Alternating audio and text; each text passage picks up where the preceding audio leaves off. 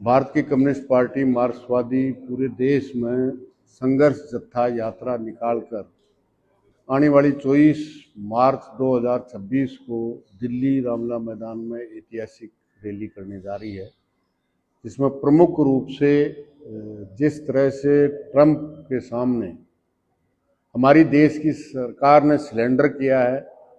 Trump तय करता है कि भारत देश की सरकार कच्चा तेल कहां से खरीदेगी, रूस से खरीदना बंद करेगी, वेनेजुएला और अमेरिका से तेल खरीदने का काम करेगी, किसके साथ ट्रेड डील करेगी।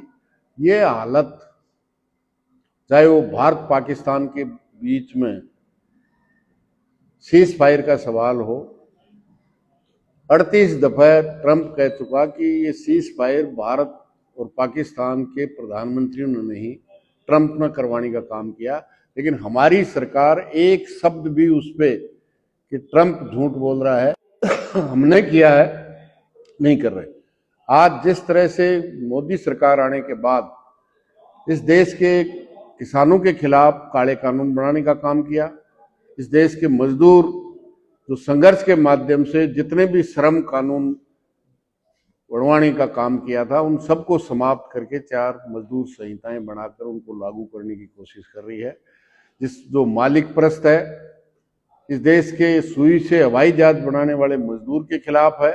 हायर एंड फायर, मर्जी आएगा जब मजदूर को रखेगा, मर्जी आएगा जब निकालने का काम करेगा। 8 घंटे की बजाय मर्जी से घंटों में काम लेगा। इसलिए और जो मनरेगा का कानून, इस देश की 80% ग्रामीण आबादी के लिए 100 दिन की काम की गारंटी भारत की कम्युनिस्ट पार्टी मार्क्सवादी के राजनीतिक हस्तक्षेप के कारण 2006 में बनाने का काम किया था। उसको इस मोदी सरकार ने समाप्त करने का काम किया है। जो कहते हैं 100 दिन नहीं 125 दिन काम देंगे, इस 11 साल में 100 दिन का काम देते कोई किसी ने मना नहीं किया था। इस 11 साल में पहली बात काम नहीं दिया, काम दिया तो समय पर भुगतान नहीं किया, भुगतान किया तो पूरा भुगतान नहीं किया। इसलिए कुल मिलाकर जो किसी ने काम कर दिया तो सामग्री का 3-3 साल तक पेमेंट नहीं करके लोगों को इससे विरक्त करने का काम किया है। तो निश्चित रूप से आज बिजली कानून 2025 लेके आए हैं, कानून लेके आए हैं। इन तमाम कानूनों के माध्यम से, इन नीतियों और निर्णयों के माध्यम से इस देश की जनता को लूटने का काम और बड़ी बड़ी कंपनियों को मालामाल। बिजली एक ऐसा उपभोग की वस्तु हो गई जो गरीब से लेके अमीर तक सबके लिए आवश्यकता है। खेती से लेके घर तक आवश्यकता है। उसको निजी हाथों में देने के लिए अभी स्मार्ट मीटर लेके आए हैं और अभी बिजली कानून संशोधन 2025 लेके आए हैं, जिससे अंबानी, अडानी, टाटा, बिरला की कंपनी को एक नया पैसा लगाने की जरूरत नहीं होगी और 140 करोड़ जनता को लूटने का सबसे बड़ा अधिकार होगा।